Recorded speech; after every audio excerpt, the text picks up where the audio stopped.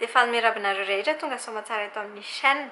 Ohatra ny hoe tsy mahalala fomba be raha ohatra ka tsy nanao intro an'ity vidéo ity dia manararaotra zany amin'ity andro hafa mihitsy ity anaovako anazy ity manao intro an'ilay vidéo vidéo izay nangatanareo tsy hoe nangatanareo moa zany fa tao anatin'ny safidy tao amin'ny Facebook izy ity dia maquillage fanao amin'ny andro fety zany no atolotra anareo androany dia ho avy ihany ny zavatra izay tao anatin'ilay choix-ko fa amin'ny herinandro indray fa ny androany zany dia maquillage amin'ny andro fety dia misaotra betsaka anareo rehetra izay nangataka anazy dia ndao avy hatrany ary. Dia ny anomboantsika anazy mazava ho azy dia ny crème hydratante na ny crème izay ampamandimandina ny tarehinao. Dia mazava ho azy atao amin'ny tarehy iray manontolo izy dia atao amin'ny tenda ihany koa.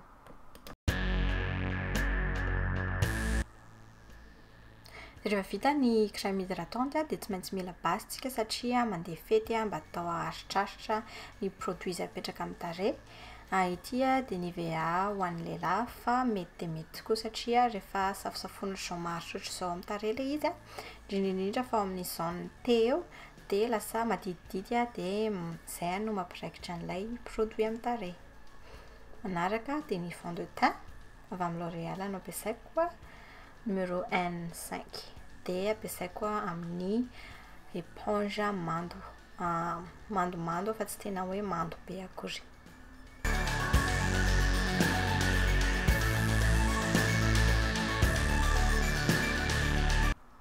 Dia raha anao highlighter ianao ambany maso rehefa avy eo dia izaho tsy asiana produit ambany maso eo fa lasa makina be raha ohatra ka sady misy fond de teint, misy highlighter, misy poudre dia ezahana tsy asiana zany eo ambany maso.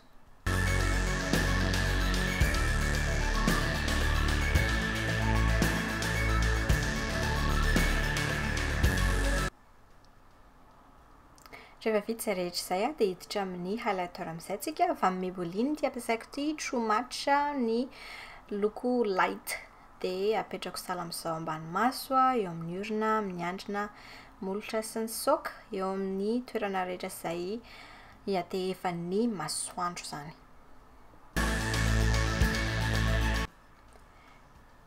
Rehefa vita izay rehetra izay dia ilay éponge mando teo iny ihany no anafangaroko an'ilay izy rehetra ambany masoko sy ny saoka sy ny andrina sy ny sisa.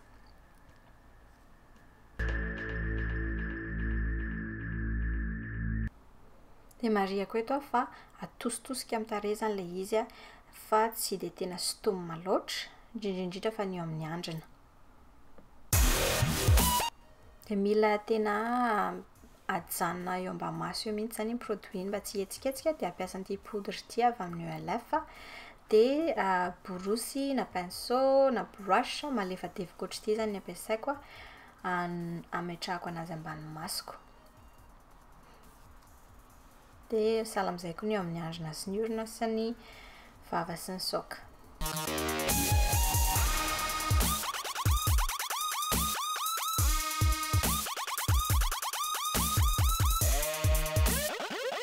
Rehefa vita izay rehetra izay dia hiditra amin'ny contouring amin'izay tsika. Contouring avy amin'ny BH Cosmetics ny ampiasaiko dia ity brushy crown brush ity dia ireto loko anankiroa ireto zany no atambatro hanomezana ny contour loko ho anahy zany. Dia ho anareo izay mbola mila fanazavana bebe kokoa amin'ny resaka contouring sy highlighting dia jereo ny vidéo etsy amin'ny sisiny etsy asehoko izao dia izao. Fa dia manisy ny eo amin'ny tarehy sy ny eo amin'ny andrina sy ny eo ambanin'ny saoka zany dia afangaroko ohatr'izao ilay izy mba ho naturel kokoa.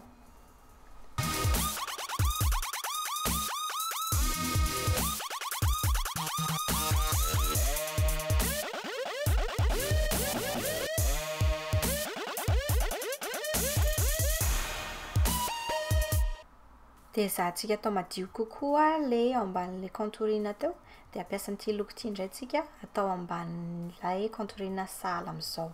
Borosy somary malefadefaka avy amin'ny BH Cosmetics ity ampiasaiko ity dia tiako hitanareo tsara ilay paozin'ilay tanana ohatr'izao, izany hoe le tanana arỳ amin'ny sisiny be arỳ mihitsiny mba tsy hanindry mafy eo amin'ilay tarehy satria fafana ihany iny avy eo dia tsy mila atao hoe hita be zany iny.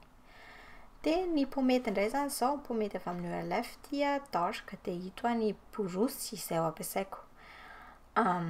Ito ny loko ampiasaiko dia safoko kely ohatran fotsiny dia ahifikifiko na ahifikifika dia somary atao malefaka tsara mihitsy manisy anazy fa matanjaka be, marevaka be zany ilay loko amin'ny palette iny dia tsy somary atao malefadefaka ny tanana manisy azy.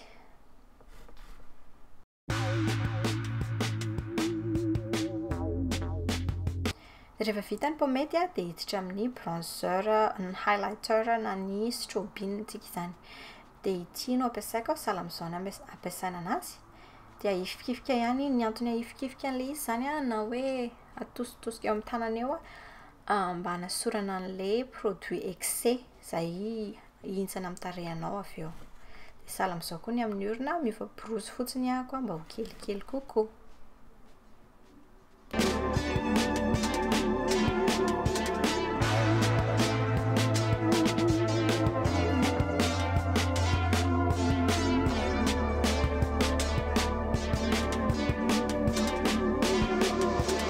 Dia hiditra maso amin'izay tsika ny eyeshadow primer na ny base dia avy amin'ny Urban Decay.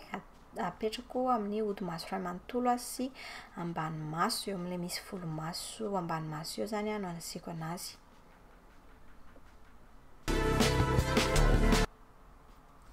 Dia ito Naked Palette Naked One ito zany no ampiasaintsika ho amanja maso dia ireto ny borosy izay ho ampiasaina.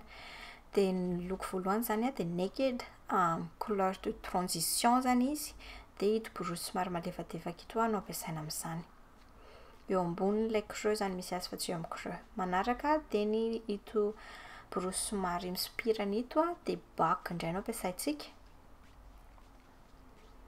Dia ahifikifika ohatr'izay ihany ilay borosy mba hanalana an'ilay excès na ny loko izay mihoatra zany vovobovoka izay mihoatra amin'ny borosy.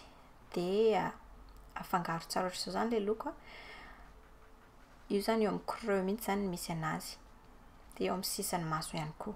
Manaraka dia Dark Horse no alaintsika dia atao ao amin'ny odi-maso zany izy ity, izany hoe eo amin'ny odi-maso amin'ny sisiny sahala amin'izao zany.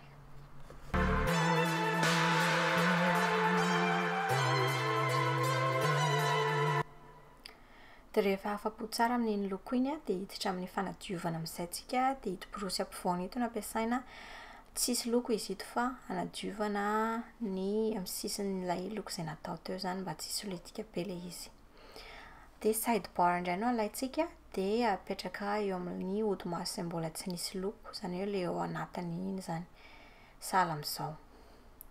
Dia maka rano dia efa mety na setting spray dia asiana ilay setting spray kely iny zany ny borosy efa misy produit dia apetraka amin'ny maso sahala amin'izao. Vita izay rehetrarehetra izay dia diovina indray ny sisiny rehetrarehetra.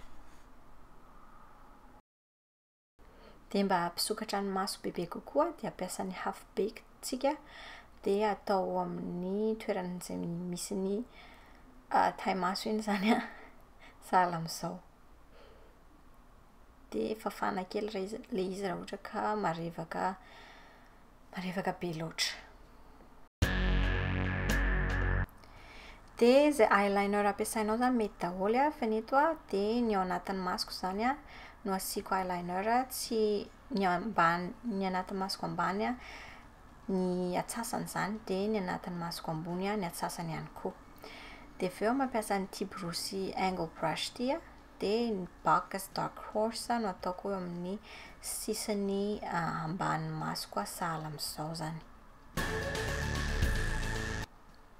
Izay mascara ampiasainao mety daholo fa waterproof ny tsara dia miditra tsara amin'iny foton'ny ny volomaso iny zany sahala amin'izao dia amin'izay mivoaka tsara ilay mascara.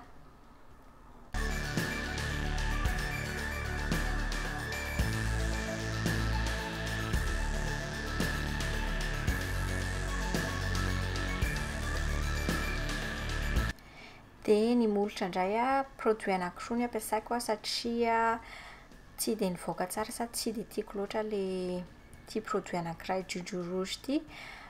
Tsy dia tiako loatra ny fivoakany a dia nasiako NYX eto amboniny fa izay loko menamena ananareo mety daholo.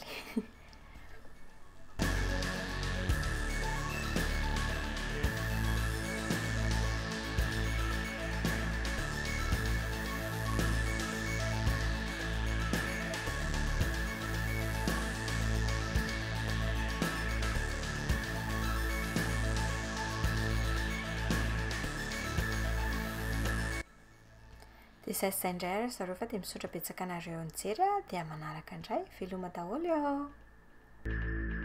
Dia misaotra betsaka anareo nijery an'izay vidéo izay. Raha ohatra ka nahafinaritra anareo ilay vidéo dia aza adino ny mizara anazy amin'ny namana sy tapaka rehetrarehetra dia amin'izay koa zareo afaka mahita an'ilay vidéo. Dia aza adino no misabone maimaimpona ilay izy dia amin'izay koa manampy anahy koa ianareo amin'izay.